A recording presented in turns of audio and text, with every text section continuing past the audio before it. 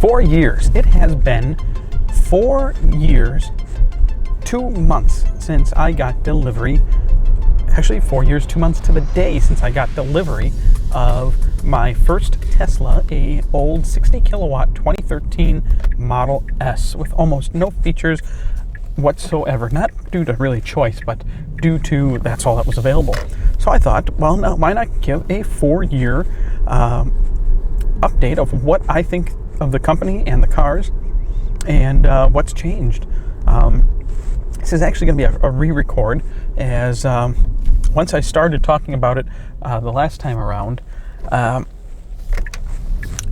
I just let myself go and the video got to be over 40 minutes long, and probably a little bit longer than most attention spans, so we're doing a do-over. I'm going to try and keep this one to about 15 minutes if I can, but let's start at the beginning. Around March or April of 2013, I got to take a test drive. Had to make an appointment months in advance. Had to beg for an appointment because they weren't going to let me take a test drive if I didn't already have a deposit down. They were only letting people that already had deposits take test drives, which I think was kind of crazy. But I think also at the same time they were trying to weed out people that wanted to take a test drive just to say they test drove a Tesla, which is, I mean, come on. So, got a test drive. It was awesome. Had to beg for it, but got it. A couple months later, about May 21st, 2013, I had taken delivery of a 2013 60 kilowatt hour Model S. And you can actually see every step of the way from a few minutes after delivery all the way through right now on my channel. It's on my Tesla playlist, and I've documented pretty much everything. But I am now in a 2016 90D.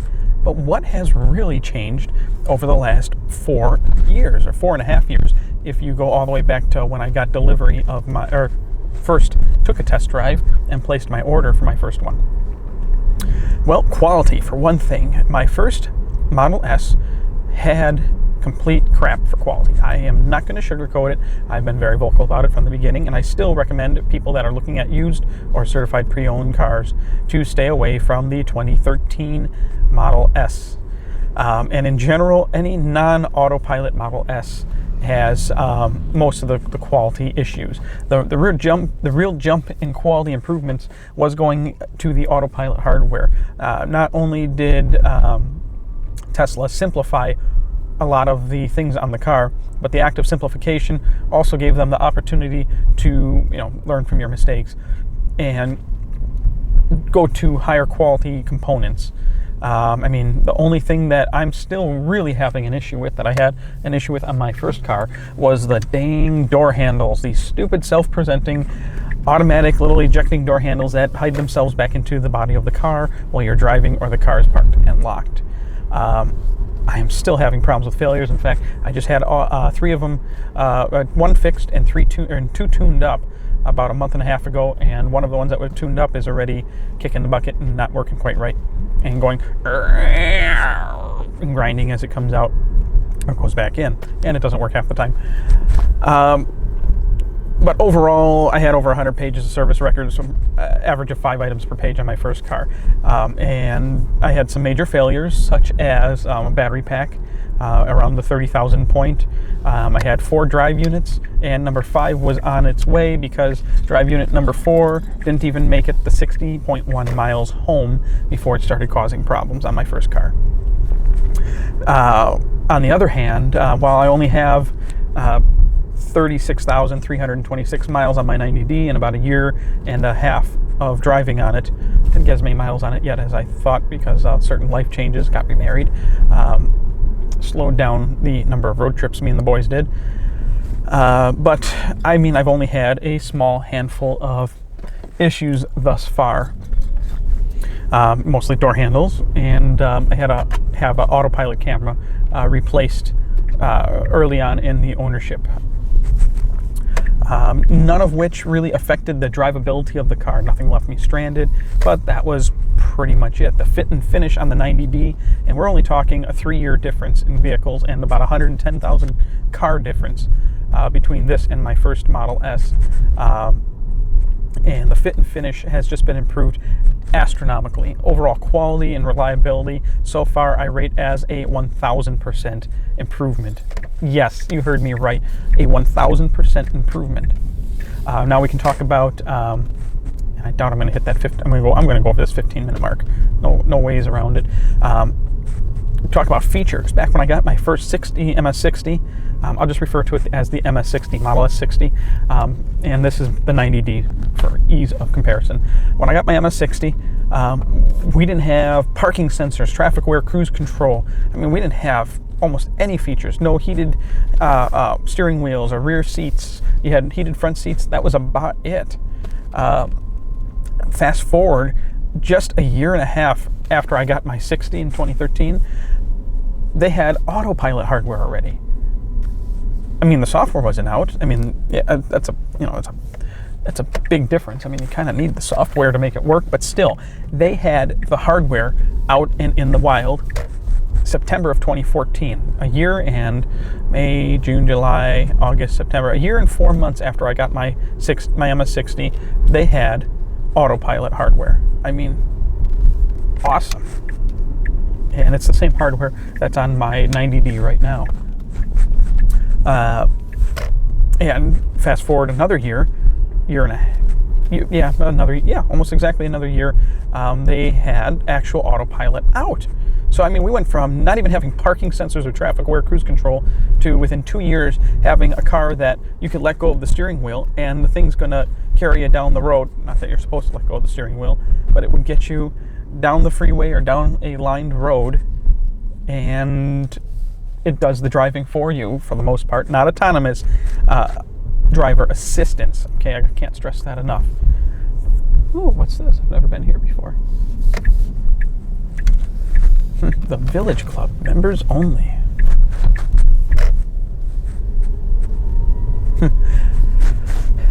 It blows your mind. And then you look at September, October of 2016, and what do we have now in 2016?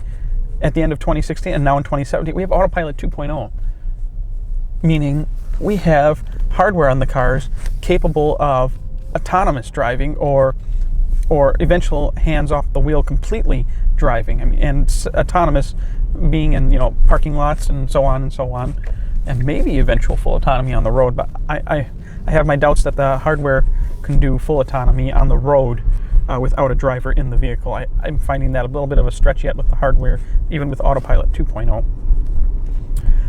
It blows your mind how far they've progressed, and now we have the Model 3 coming out. Amazing.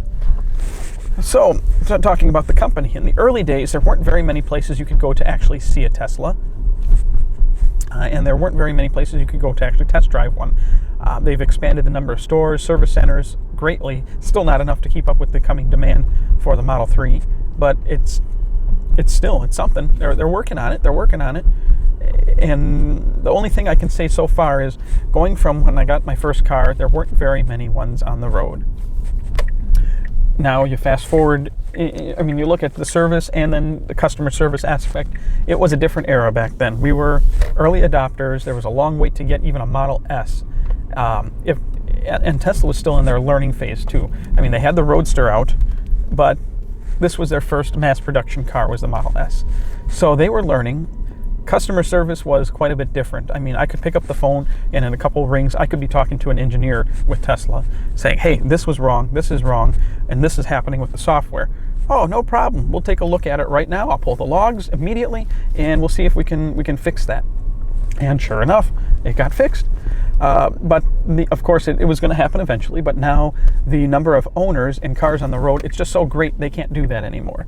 I'm not saying customer service is bad, but I am saying that you can't just pick up a phone and talk to an engineer anymore. You have to go through the traditional, and I hate to say dealership style route, where you got to talk to the service center. Even if you call corporate, they forward you back down to the service center. If you email corporate, they forward you to the service center. If the service center can't help you, then you got to beg to get the number for the regional manager. Then if the regional manager can't help you, then you might get to talk to corporate or an engineer or something. I mean, it's a lot harder to get to the right people to get something done or something fixed. So that's been a downside, but we knew it was coming. It had to happen eventually. There's just too many cars, too many people now for Tesla to be able to do the one-on-one like they used to.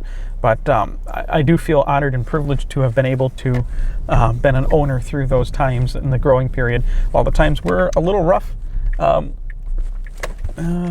go through the Parkway. While the times were a little rough on occasion, just due to the growing pains and quality levels, I mean, it was still an awesome time. I mean, just being able to get out there and know I could do A to B without putting a drop of gas in the vehicle was just amazing experience. Now, on the service aspect, back then, I could actually get into a service center pretty quickly with any kind of issue, minor or major. Once again, there were less cars out there, and the cars that were out there had more problems. Although now there's a lot more cars out there, fewer problems, but just the number of cars and the slower ramp up of the service centers means there is a wait, where I could usually get an appointment within a week or 2 weeks. If it's something minor, I'm looking more at about 3 weeks to a month and a half out. For major stuff where the car becomes inoperable, say a drive unit failure, a battery problem, center console, or something major that affects the safety or reliability or operability of the vehicle, they do kind of bump you to the head of the line for the most part. So, I mean, major stuff, it's not an issue, but something like a door handle, which I consider a major issue if a door handle is not working, but apparently Tesla doesn't. Door handles, you're looking more of that 3 weeks to a month and a half wait if you only have, unless all four of them somehow stop working, which I really think Tesla needs to work on the service aspect. The employees they have are great. It's just there's not enough service centers and not enough techs. I know they're trying to, they say 90% of problems can be serviced by a Ranger. That's great, but service centers still have their place, and sometimes something that can be remedied the same day at a service center, something as simple as a quick part pickup, might turn into a week or two wait if you have to wait for a Ranger to come and drop it off or install it. So I'm still a fan of actual physical service centers, especially in the Midwest here where the winter weather is not the best. Rangers are going to be freezing doing some work. I just don't see it working out that well here, my opinion. Traveling, back when I got my MS60, there were no superchargers. None. Zero. Zip. Maybe inside their lab and testing. But there were none. And in Wisconsin, we had like 5 J1772s total for the whole state. I was pretty much landlocked. I mean, you can see the first J1772 I ever charged at, which was a AAA. I got a video on that. It was one of my first videos that I did, and I mean, they're slow. Even on my old MS60, that was like if I was dead, that was like a 13-hour charge to fill her up. So I was pretty much landlocked. Yet still, somehow I managed to do about 24,000 miles on my old 60 the first year alone. Fast forward about 9 months. No, fast forward about 6 months. We got our first Supercharger in Wisconsin. They ramped those first ones up pretty quick. They wanted to do that cross-country corridor. And in fact, I was the first person ever to supercharge in the state of Wisconsin. I opened the Wisconsin Superchargers network. I was the first person. We got Boston opened up. That was awesome. Although, then that basically doubled the distance I could travel in Wisconsin going north. Cool. Northwest. Awesome. But, and then more open, and by January of 2014, I was able to take my first supercharging road trip, which was Niagara Falls. And we got a police escort in Niagara Falls, got to park right next to the big statue of Tesla, Nikola Tesla, which was awesome. Making sure my dash cam's recording this time. Sure, looks like it. And fast forward to 2015. Now I'm going coast to coast. 2015, I went all the way and did a West Coast road trip, went straight over through Minnesota. Oh, let's go straight. Minnesota, South Dakota, Wyoming, Montana, then down into Washington and Oregon. We spent some time in Oregon, Train Mountain. Then we went down through California, went to the factory, then the mothership, the Hawthorne Design Studio. Then we hit Vegas, then came up through Utah, Colorado. And once again, this is 2 years into ownership. And we went from no way to travel more than 200 miles from home, actually 100 miles from home because you had to have enough to get home, to going pretty much anywhere I wanted. And also hit up South Carolina, Charleston in 2015. Now that one was a little more of a project. That whole southeast section of the U.S. had some really poor coverage on the Supercharger network, but I still made it work. And thanks for the CHAdeMO adapter that Tesla finally came out with. And I was able to charge up in Asheville on a CHAdeMO station at a university, which now Asheville's got a Supercharger, which made it that much better when I did Myrtle Beach in 2016. I mean, it just keeps getting better and better and better to the point where I had over 80,000 miles on my MS60 with a 60 kilowatt hour battery pack, a tiny pack. And now I'm in a 90D, and now even with the 90D, not only am I doing coast-to-coast road trips, I'm doing it pulling a teardrop travel trailer, which is a power hog.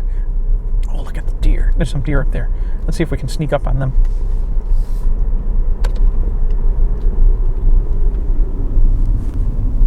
You guys see them on the dash cam there?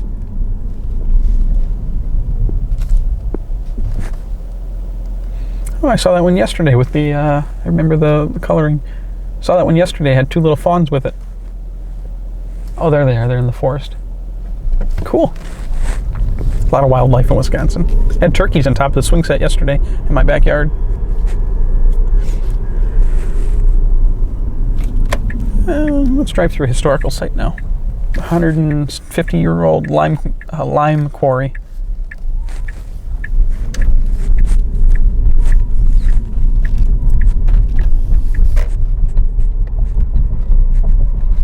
So, I mean, the Supercharger network, and now it's 2017 now, Tesla wants to completely double the size of the network this year alone. Can't wait. I mean, it's pretty awesome. So, I mean, in general, I guess to recap, Tesla's changed my life. Obviously, it provided me a job because now I YouTube anything and everything Tesla. And, I mean, it's the most awesome vehicle in the world, safest vehicle in the world. And Elon, everything Elon does just is pure gold. And now there's rumor or word of the verbal approval that Elon gets to build a Hyperloop from Washington, D.C. to L.A. And let's see, he's got rocket ships, planning on taking us to Mars. He started a really boring company. Here we go. This is one of the old lime mills. 1880s this was built. Kind of cool. They're doing some work over there. Let's go around this. Remember taking a school field trip here about 22 years ago, 23 years ago. I was about 6 or 7 years old when we did a road trip here. Those are the furnaces in there where they dry the lime. So this is, it's all preserved. Looks exactly the same as it was when I took the field trip here. Kind of cool. So, I mean, everything Elon's doing just turns to gold, and it keeps getting better. And I'm heading to the Model 3 event with Bjorn next week, where it's the actual first 30 cars, first 30 Model 3s will be delivered next week. So, I mean, this is another huge milestone that Tesla's hitting with bringing an affordable car to the masses. The Model S was a second proof of concept, and it was a awesome success. The Model X, and now all those who supported Tesla with the Roadsters, Model S's, and Model X's, we paved the way for the mass of Model 3s. It's amazing. So, I mean, it just keeps getting better. Tesla Semi coming, pickup truck. Who knows? With Elon, the sky's the limit. And I can't just say Elon. JB, thank you. Franz, thank you. and everybody else that works with Tesla, the service centers, employees, the engineers, the builders at the factory, even the people that are mopping the floor, thank you. You're all contributing to making the most awesome vehicles the world has ever seen. And I guess that's it. I said my piece, and 4 years into it, driving a Tesla is... You'd think the excitement would wear off, after a while. A lot of people would say, or a lot of us early adopters would say it's that Tesla grin, because getting into the Tesla for that first time you floor it, you get that Tesla grin, that smile that doesn't come off your face. And that grin, it just doesn't go away. While it's no longer becoming rare to see another Tesla on the road, I mean, back in 2013 and even 2014, if you saw another Tesla on the road, it was like, holy crap, everybody's waving. I mean, you don't get that anymore. It just seems the newer people coming to Tesla just aren't as excited as we were back then. But that Tesla grin, it just never leaves. You got it, and you enjoy it. And every time you get into your Tesla, when it's working right, of course, and you hit that accelerator, that grin, no matter how bad your day is, that grin comes right back on your face. And as a final thank you and piece, end of this video, I am going to state this. My wife and myself were expecting a baby. Most of you that follow me already know that I got remarried in December of 2016, and we had a baby on the way, and we lost that baby 4th of July, the day after 4th of July, and the whole process of that with miscarriage, and I'm not going to go over it all in the video, but my wife had some extreme blood loss overnight, and almost lost her. And I had to, when waiting for an ambulance where we would have taken a very long time. We probably would have been waiting about 15 to 20 minutes for an ambulance to arrive. I managed to get her, because of the awesomeness, the handling, the solidness of the Tesla vehicles, and the speed, I managed to get her to a completely another city where the hospital was in less than 4 minutes. That's a drive that normally would take about 12 to 15 minutes, and I was able to do it in 4 minutes. This was at about 5 a.m., and of course, I went to pull the dash cam video, and there's nothing on the dash cam, but we'll say the speeds were so high that I actually lost some wheel bands off my wheels. That's how fast I was going, and made it just in time right into the ER, and they got her hooked up on IVs, everything, getting the fluids back in. Otherwise, any other car, I mean, we were minutes away of well, she actually came home the same day because they were able to patch her up and make everything good again. But a few minutes later, it would have went from, okay, you're going home today, to either, sir, we did everything we could, or, sir, she's going to be in the hospital for a while. So I could have lost her. And because of the amazing performance of the Model S and solidness, especially its abilities at high speeds, I was able to get her to the hospital. And before you say anything that it was unsafe, we're talking pretty much the only thing I would have hit at that time of morning where we were might have been a deer. And at that point, I didn't really care about my own life or the deer's life.